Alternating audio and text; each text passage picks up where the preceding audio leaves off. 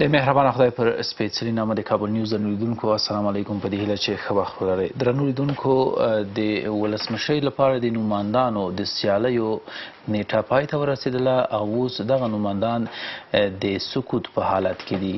یعنی شنبې په ورځ به انشاءالله چې موږ راتلونکي ولسمشریزې او ولایتي شوراګانو لپاره څخه ټاکنې ولرو چې موږ به خپل راتلونکی په خپله ټاکو. نن پر همدې مسلې بحث لرم چې رښتیا هم د خلکو ګډون به په دې ټاکنو کې څومره وي. د تیرو ټاکنو په پرتله څه توپیر لیدل کیږي د خلکو په ګډون کې؟ آیا د خلکو لیوالتیا زیاته شوې ده؟ د امنیتي ستونزو سره سره څومره افغانان به رښتیا هم ووځي د صندوقونو تر مرکزونو پورې به لاړ شي او هلته به خپلې رایې وکاروي؟ همداراز د کورنیو او بهرنیو زورواکانو یا د هیوادونو د لاسوهنو مسلې به هم دلته شریکې کړو. دا ټول هغه څه دي چې نن پر ورځ کې له خپل میلمه سیاسي شنونکي ښاغلي اکبر اوریا سره پرې بحث کوم. ستړي مه شئ اوریا صاحب، تاسو دې هم ستړي مه شئ. اوریا صاحب، د تیرو ټاکنو په پرتله سږنۍ ټاکنې تاسو څه ډول ارزوئ؟ به نام خدای یکتا، با تقدیم سلام خدمت شما همکاران عزیزتان و درود بی پایان به خلقای قهرمان با هم برادر و با هم برابر افغان که در این لحظه حساس تاریخی به انتظار تعیین سرنوشت کشور و وصل افغانستان امروزی به آینده در بی‌صبری تمام به خاطر رفتن به پای صندوق‌های رای به سر میبرند تقدیم میکنیم. باید عرض شود که انتخابات کنونی نسبت به انتخابات گذشته و انتخابات‌های گذشته تفاوتش در این است که ما در این انتخابات یک نسل آگاه در جامعه خود تقدیم کردیم. یعنی 5 سال بدین سو سالانه در حدود 100,000 تن جوانان ما تحصیلات عالی را پشت سر تحصیلات مکتب و تحصیلات عالی را پشت سر گذاشتند. یعنی 500,000 مبلغ اجتماعی در واقع به وجود آمده که اینا سخت برای تعیین سرنوشتشان به آینده اندیشمند هستند، نگرانی دارند و مشکلاتشان زیاد است. از این جهت من فکر میکنم به تناسب انتخابات گذشته علاقمندی به انتخابات از یک سو به خاطر ای که افغانستان دستخوش افراطگرایی های شدید است، تندروی ها در این کشور زیاد، ویرانی، بیکاری، بیامنی، بیباوری، بی‌اعتقادی را به وجود آورده. سوی دیگر مردم در تلاشی هستند که با تندروی ها ودا بکنند، چطور بتانند که یک حرکت میانه را، یک حرکت قابل تحمل برای جامعه پیش رو بگیرند که امروز این توانمندی در مردم ما وجود داره. برای آن که از همین لحظه که سکوت آغاز شده تساوی حقوق دیگه بلا قید و شرط مطرح است. یعنی همه کس یک رای داره، هر فرد یک رای داره. با همون شور و وجدی که خوشبختانه با وصف تمام مشکلاتی که در کامپاین انتخابات ریاست جمهوری و شوراهای ولایتی کشور ما وجود داشت، با آن هم به فضل خدای بزرگ ما این مرحله را موفقانه پشت سر گذاشت. مردم افغانستان با همون شهامت و قهرمانی خود و برای تمام توطئه‌گران داخلی و خارجی به اثبات رساند که ملت قدرت تصمیم گیری دارد.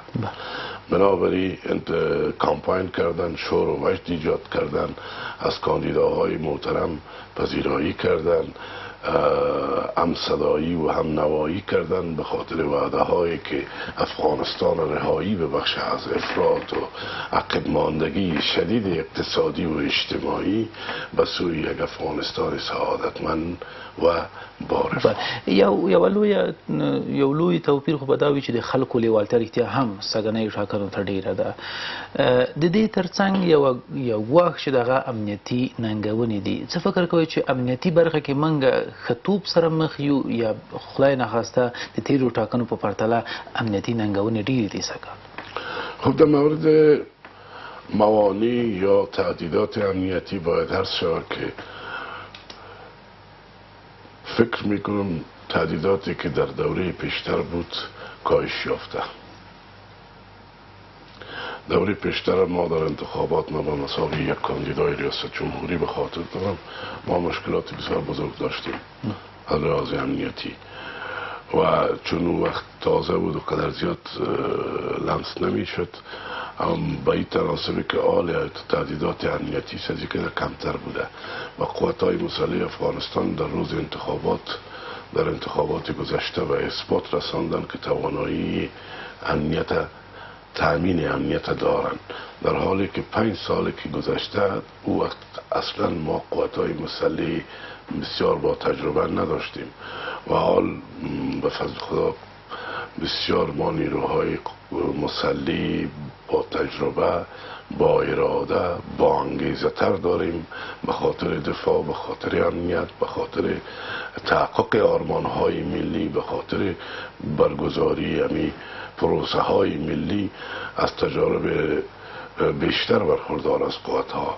با آن هم یک تشویشی که بین مردم ما وجود دارم از لحاظ امنیتی تشویش بجا هست برای اینکه حوادث هر روز انعکاس می‌یافته و متاسفانه آنچه که بسیار انعکاس شدید می‌یافته و حتی اغراق‌آمیز است چالش امنیت به اصطلاح چالش های امنیتی است. یعنی کېدای شي موږ ووایو چې تر ډیره حده پورې ښایي دا توجیه کړو چې که دغه ډول امنیت کې نه باید خلک ګډون وکړي یعنې خلکو د پراخ ګډون مخنیوی دغه امنیت نیولی شي. دغسې تاسو فکر کوئ که دومره امنیتي ګواښونه ښایي نه اوسي چې رښتیا هم د خلکو هغه لیوالتیا ته صدمه ورسوي؟ من فکر میکنم با هر حالت مردم افغانستان مردم قهرمان ما که شایستهش دموکراسی بزرگ هستند، اینا قدرت ازیره دارند که یک کشور دموکرات را بسازند. اینا تجارب بسیار تلخ داشتن طی 30 سال بیشتر و هر نوع بی‌امنیتی و هر نوع بی‌نظمی و تهدیدات اینا آزمون کردند. بنابراین او عشق بزرگ، او شور و شعف بزرگی که مخصوصا در نسل جوان ما هست، من فکر نمی کنم که این تهدیدات بتانه که اینا را از ارادهشان بکاهه و اراده از اینا را تضعیف بکنه. بله، مننه کوم یو اړیکه لرو. سمیع الله سمسور ورور موږ سره په لیکه کې ده. سمسور صاحب ستړي مه شئ، مهرباني. مننه خیر چې سلامونه تاسو او درود مېلمه ته وعلیکم السلام او د کاربن نیوز ټول لیدونکو ته. زه خو کوم پوښتنه فقط یو نظر لرم مهرباني وکړئ. او نظر مې همدا ده چې موږ ته د افغانستان په دغه اوسني لنډ تاریخ کې د دې انتخاباتو برګزاري ډېره مهمه ده. موږ ته انتخابات وشي ځکه دا یو ډېر نیک قدم ده د دوام دپاره، چون موږ مخکې دوام نه درلود د نظامو. دا چې په انتخاباتو کې درغلي کېږي یا نه کېږي، امنیت خرابېږي نه خرابېږي، تر هغو ټولو نه مهم موږ سره چې فقط انتخابات وشي او په همدغو ټیمو کې انشاءالله امید لرو چې یو تکړه سړی چې د افغانستان د خلکو خوښ وي راسي انتخاباتو کې انتخابات وګټي او فقط ولسمشر شي. بله بله، ډیره زیاته مننه کوم سمسور صاحب. رښتیا هم چې ډیرې مهمو ټکو ته مې اشاره وکړه د نظام یا د دیموکراسۍ د دوام یا د بقا لپاره څخه رښتیا هم ډیر مهم اړخ ده. اوریا صاحب تاسو به هم تبصره ولرئ، رښتیا هم که چېرته موږ ټاکنې هر ډول ټاکنې ولرو، خدای نخواسته که په هغه کې درغلۍ وسي، خدای نخواسته که د ناامنیو له امله موږ ډیر پراخ حضور پکې ونه لرو او یا داسې نورې ستونزې، خو اصل موږ ته دغه د دیموکراسۍ د پلي کېدو یا د دیموکراسۍ د تعقیب مسله ده چې رښتیا هم په دغو ټاکنو کې موږ کولی شو چې دې ته دوام ورکړو. څومره ارزښت لري رښتیا هم په داسې شرایطو کې چې افغانان اوس ورسره مخ دي؟ واقعا از جناب سمسور صاحب بسیار تشکر، به نکته بسیار جالب اشاره داشتن. من پیشترم عرض کردم، باز با تاکید میگم برای یک بار در هر انتخابات، لااقل برای یک بار، تساوی حقوق یا برابری میان مردم مطرح میشه که این بزرگترین پایه دموکراسی است یعنی تقویت استیتوی دموکراسی یا روند دموکراسی، اکمال دموکراسی در افغانستان، نهادینه ساختن دموکراسی در افغانستان از طریق امی برابری به وجود می آید. جایی که برابری مطرح نیست دموکراسی نیست، ولو که از اینجا تا واشنگتن و کاخ سفید باشه، اگر برابری به رسمیت شناخته نشه اونجا دموکراسی نمی آید. از این جهت چون همه کس صاحب یک کارت و یک حق یک رأی است، بنابراین اینجا برابری مطرح است. خود از این طوری که دوست ما هم اشاره کردن، به خاطر انتقال صلاحیت حاکمیت دولتی و تداوم امی جریان دموکراتیک در افغانستان، انتخابات یک امر ضروری و یک پروسه بی‌بدیل است. دیگه هیچ راهی وجود نداره که ما وارد تمدن معاصر هم شویم بدون انتخابات، امکان پذیر نیست. بدون انتخابات و دموکراسی اعتماد بالای افغانستان در جهان صورت نمیگیره و جامعه بین المللی نمیتونه با یک کشور برهم و درهم و انارشیست مثل که ما چند سالهای قبل بسیار تقریبا یک دهه پیشتر ما ایره آزمون کردیم که ما فاقد دولت بودیم، مشکلات زیاد داشتیم از لحاظ امنیتی، از لحاظ دموکراسی. بدون لشکه چې بل بدیل د ټاکنو لپاره څه نشته. بیا هم یو اړیکه لرو. شمس ورور موږ سره په لیکه کې د شمس صاحب ستړی مشئ مهرباني. خیر شي مهرباني. السلام علیکم. د جناب اوریا صاحب څخه مو په حیث یو سیاسي متفکر او جامعه شناس د پښتنه ده. ګرانه ورور د ټلویزیون غږ مو کلک زره ورو کړئ نو غږ به مو ډېر ښه شي ان شاء الله. د جناب اوریا صاحب حموده پښتنه ده. ښه بله مهرباني. چې په موجوده شرایطو کې چې درې مطرح ټیمونه دي، کوم ټیم ته باید مونږ رایه ورکړو او زمونږ رایه د افغانستان دپاره ګټوره ډېره زیاته مننه کوم ګرانه ورور. لکه څنګه چې تاسو هم په جریان کې هستئ، نن او سبا د ولسمشرانو د کاندیدانو لپاره څخه د سکوت ورځ ده او رسنۍ هم د حق نه لري چې چاته کمپاین وکړي، نه د وخت کې او نه هم له دې نه وړاندې د حق رسنۍ نه لري چې د یو ځانګړي نومان په اړه کمپاین وکړي. ستاسو پوښتنه مو واخیستله، مننه کوم ستاسو له حضور څخه یا ستاسو له اړیکې څخه ډېره زیاته مننه کوم.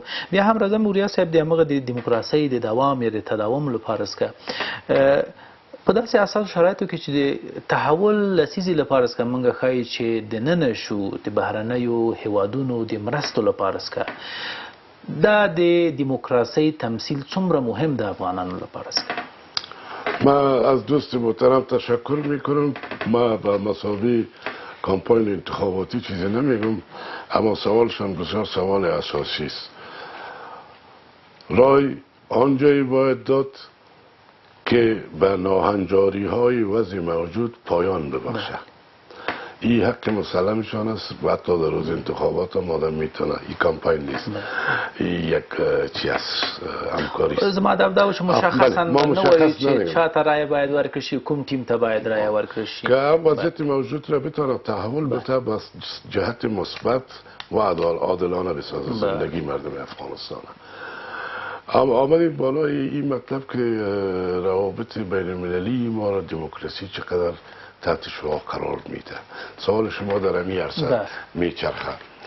شما با یقین بدانید کشوری که در انارشی یا دیکتاتوری به سر میبره، این کشورها مورد اعتماد جامعه بین المللی نیستند و از این جهت کسانی که دست اندازی میکنن و توطئه و دسیسه علیه مردم افغانستان میسازند تا این کشور به بحران، به بی‌اعتمادی، به جنگ بکشانند. به خاطر از این است که نمیخواهند این کشور به حیث یک عضو پذیرای جامعه بین المللی مورد احترام، همکاری و به اصطلاح به حیث سیال جهان قبول شود. از این جهت ما پریشانی ما ایست که اگر ما دموکراسی را نادیده بگیریم یا تضعیف بکنیم یا بی‌اعتنایی بکنیم در افغانستان به خاطر تحقق دموکراسی، به خاطر نهادینه شدن دموکراسی، با باید قربانی داد، باید گذشت کرد، باید با حوصله‌مندی پیش رفت، باید با تحمل اندیشه‌های مخالف باید خود عادت داد و در یک فضای بسیار با کلتور عالی باید به سوی یا صاحب هم یو اړیکه لرو تاسو خپل خبرې مه هیروئ. حاجي صاحب محمد هاشم له وردګو څخه موږ سره په لیکه کې ده. حاجي صاحب ستړي مه شئ، مهرباني. بله السلام علیکم. علیکم السلام. ستړي مه شئ ګرانه. خیر زه د میدان وردګ ولایت د جالیز ولسوالۍ د ځایوالان له قرې نه زه په تماس کې یم. ښه ګرانه وروره دغه د تلویزیون غږ مو لږ ذره ورو کړئ، انشاءالله چې غږ به مو ډېر ښه شي. دواړو سترګو ولې نه.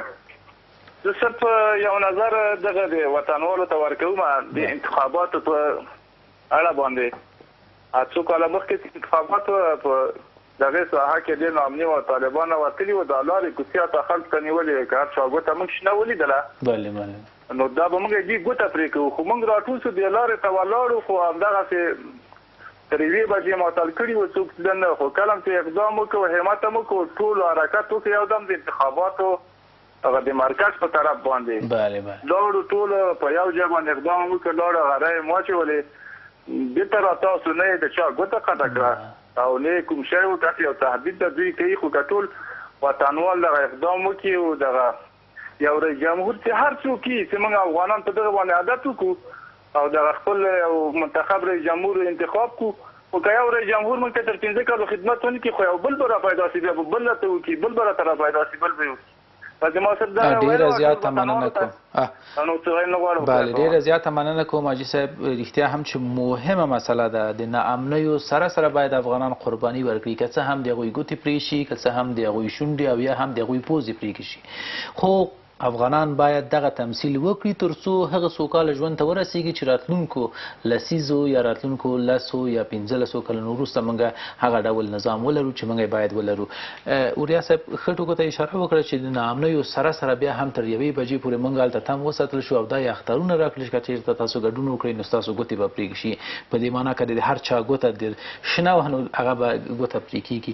خو دو ویلې چې موږ سملاسي یو ځای ووتلو. رښتیا هم په دو ټاکنو کې که افغانان په همدغه شکل همت وکړي او ناامنۍ ځان ته ګواښ ونه بلي، فکر نه کوي چې رښتیا به هم موږ ډېر ښه راتلونکی ولرو. من با جناب حاجی صاحب کاملا همنواستم بر از اینکه همه حوادث در همون نقاطی که بود در میدان وردک، یعنی بیشترین رای در اوج هضمه بود و به می خاطر یک بار در اثر توطئه و دسایس وضعیت امنیتی را تخریب کردن. بعد از آن که وطندارای ما گفتن هر حالتی که باشه ما میریم رای میدیم، اینا با مشکل بسیار زیاد آمدن رای خود دادن و برای کسایی که تهدید میکرد به اثبات رساندن که اراده یک ملت کسی نمیتونه زیر پا کنه، ولو که بزرگترین قدرت های جهان باشه، اینا قادر به این نیستن که اراده یک ملتی به پا خواسته را مثل ملت به پا خواسته افغان که طی 40 سال اخیر به خاطر تعیین سرنوشت خود قربانی میده، این ملت کسی به زانو زدن نمیتونه. ما مطمئن هستم این تهدیدات و از طرف دیگه ما برای آنانی که تهدیدات میکنن از اونا خطاب میکنیم.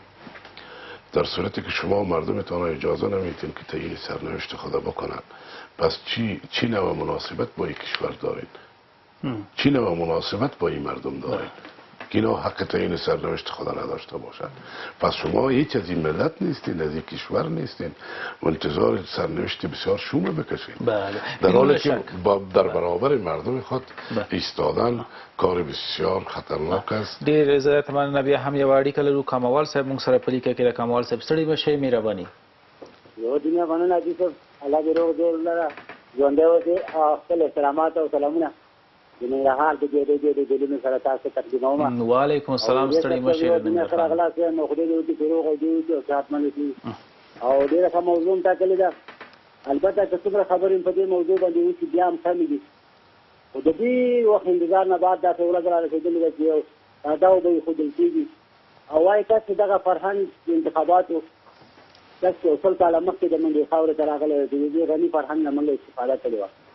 اوس د دې وخت را رسېدلی دی چې ټول افغانان په طریقه سره په ډېره مېړانه سره د صندوقونو خواته لاړ شي او خپله رایه استعمال کړي. دا که هره ورځ موږ حاجي صاحب استعمالوو داسې فکر وکړه چې دښمن په سینه باندې د یو سړي دیدار ده او راځئ چې خو داسې یو سړي ته رایه ورکړي چې هغه خلکو ته جوابدهي وکړي، هغه وکولی شي قانون په یو شان په ټولو تطبیق کړي، هغه وکولی شي چې عدالت اجتماعي په جامعه کې تطبیق کړي، یو ښایسته اقتصادي پالیسي ولري او یو داسې پالیسي ولري چې د لاسته راوړنو په تمام وي چې موږ به ورځ په ورځ پکې کېدو او خارجي سیاست ډېر فعال چې موږ صرف ته ډېر ضرورت لرو.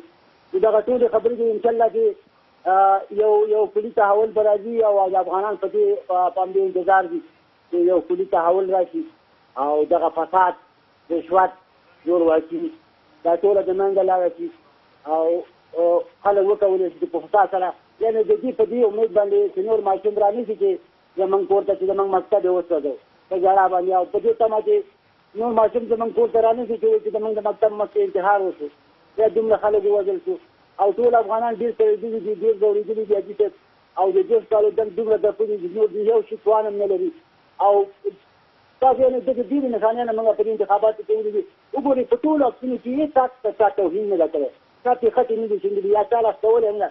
نو دا په دې نه معلومېږي چې زموږ سیاسي شعور ورځ په ورځ لوړېږي او کېدای شي 10 کاله 100 کاله بعد یو موږ ډېر ښه قوي انتخاب ولرو او وکولی شو چې یو ښه منتخب یو ښه انتخابي پد په موجود کړو، یو ښه پارلمان ولرو، مشرانو جرګه ولرو. دغه تحول دغه به په دې خاطر راځي چې موږ به خلک به تجربه حاصلوي، خلکو به سیاسي شعور لوړېږي او خلک به دې ته متوجه کېږي چې یاره څوک کولی شي د خاوره خدمت وکړي، دا خلک راټول شي او یو ټغر باندې کښېني. یوه دنیا مننه کوم، ډېره زیاته مننه کوم کموال صاحب، نه غواړم نور ملګري به برنامې ته زنګ وهي. ډېره زیاته مننه کوم، تاسو دې خوشحاله اوسئ کموال صاحب. انشاءالله چې کموال صاحب پر تبصرې به وړیا صاحب هم تبصره ولري خو یوه لنډه دمه لرو بیا راګرځو. درنو لیدونکو تاسو هم کولی شئ خپلې اندېښنې تبصرې پوښتنې که لرئ له موږ سره یې شریکې کړئ. زموږ سټوډیو شمېره ستاسو ټلویزیونو په پاڼه کې ده، کېدای شي راسره اړیکه ونیسئ او په خپرونه کې ګډون وکړئ. بیا راګرځو.